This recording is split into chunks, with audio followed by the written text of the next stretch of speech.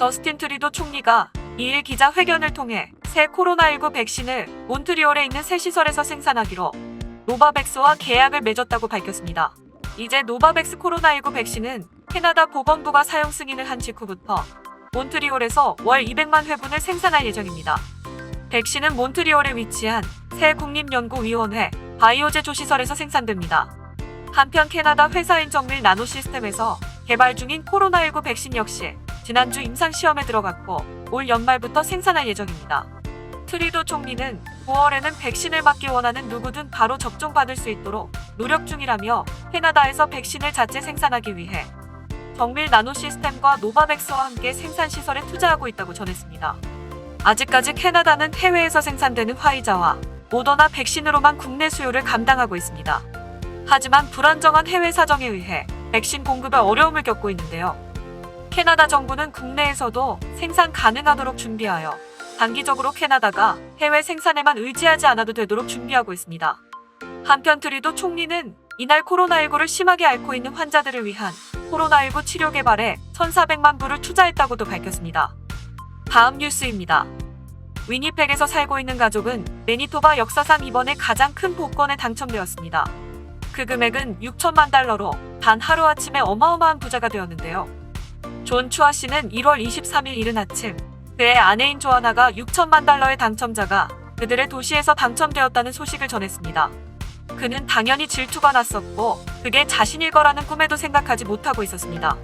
그리고선 자신의 온라인 플레이나우 계정을 확인했으나 업데이트가 되지 않았었고 그대로 하루 일과를 보냈었습니다.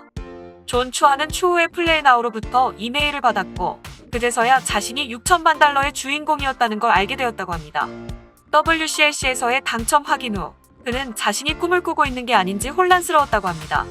그는 인터뷰에서 나는 이 돈을 현명하게 쓰고 싶습니다. 아이가 있거든요. 그래서 항상 미래를 생각하고 있습니다라고 했습니다. 다음 뉴스입니다. 캐나다는 지난 1년 동안 특정 지역에서 영업을 중단하거나 문을 닫으면서 브랜드들의 폐업을 지켜봤습니다. 이는 2021년에도 영향을 받아 앞으로 더 많은 매장을 닫거나 폐업이 결정된 7개의 브랜드를 소개합니다. 지난 여름 베스앤비욘드는 앞으로 2년 이내 캐나다와 미국 200개 이상의 매장을 닫을 것이라고 발표했었습니다. 코로나 바이러스 확산을 억제하기 위해 매장 내 영업을 중단하면서 매출이 50%나 감소함에 있어 내려진 결정으로 2021년에는 캐나다 전역에서 다수 매장들이 철수한다고 밝혔습니다. 게스는 BNN 블룸버그의 보도자료에 따르면 전 세계 점포 9%에 해당하는 100개의 점포가 문을 닫고 있다고 밝혔습니다. 이는 북미와 중국에 있는 매장들이 다수를 차지하고 있으며 18개월에 걸쳐서 문을 닫을 예정입니다. 르샤토는 코로나 바이러스 기간 동안 매출이 감소한 후 캐나다 전역 123개의 매장을 닫을 것이라고 밝혔습니다. 캐나다의 보석 체인점인 비주는 2021년 초에 캐나다 전역의 85개의 매장 중 온타리오, 퀘벡, PDI, 뉴브런즈윅에 있는 매장 중 24개의 매장을 닫을 것이라고 밝혔습니다. 뷰티 및 스킨케어 브랜드 키엘은 캐나다 24개 매장 중에 8개 매장을 닫을 것이라고 발표했으며 세포라와의 소매 제휴 및 온라인 플랫폼은 더욱 강화한다고 밝혔습니다. 온라인 플랫폼의 강화는 임대 계약에서 발생하는 렌트비에 발생하는 비용을 줄이고 새로운 소비 형태의 트렌드를 따라가기 위함이라고 밝혔습니다. 벨기에의 유명한 초콜릿 브랜드 고디바는 2021년 3월 말까지 온타리오주, BC주, 퀘벡주, 매니토바주에 있는 11개 매장을 닫는다고 발표했습니다. 2015년에 오픈한 이 브랜드는 지난 11월 닉스 코스메틱은 캐나다에 있는 모든 매장을 닫을 것이라고 발표했습니다. 이미 캐나다 내에서 많은 매장들이 닫기 시작했으며 2021년에는 더욱 많은 매장들이 사라질 예정입니다. 다음 뉴스입니다.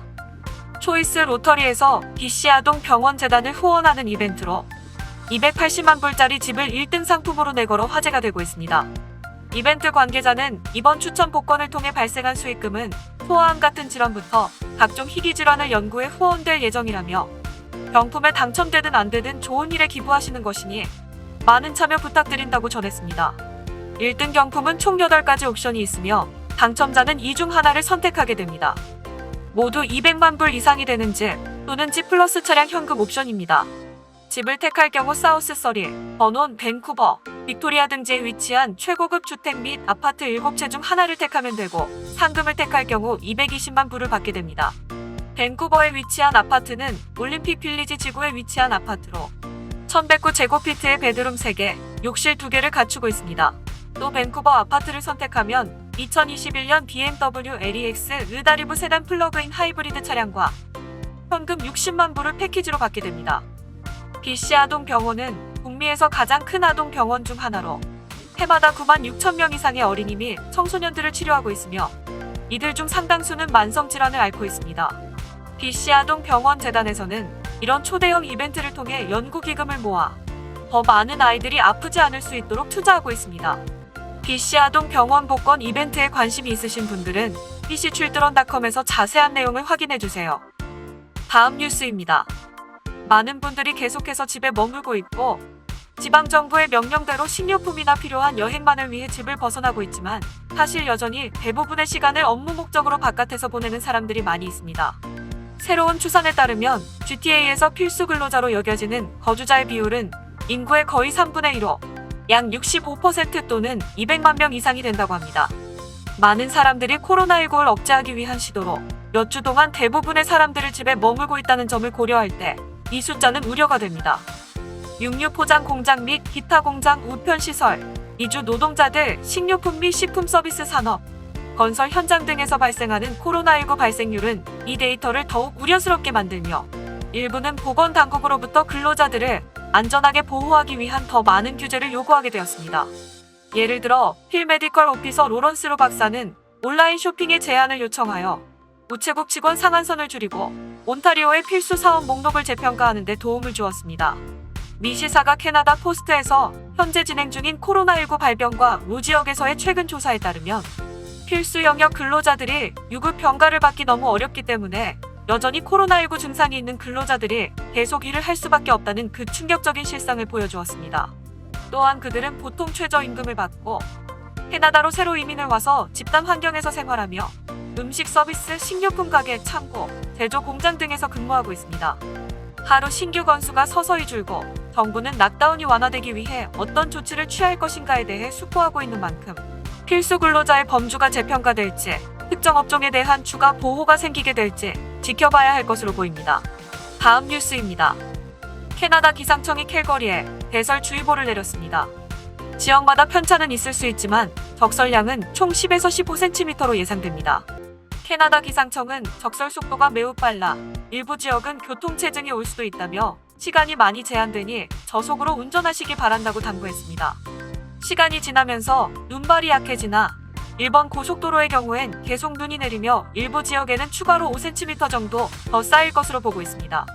캐나다 기상청은 3일 캘거리 최고 기온을 영하 12도, 최저 기온을 영하 14도로 예보했으며 체감 온도는 최대 영하 23도까지 될 것이라 전했습니다.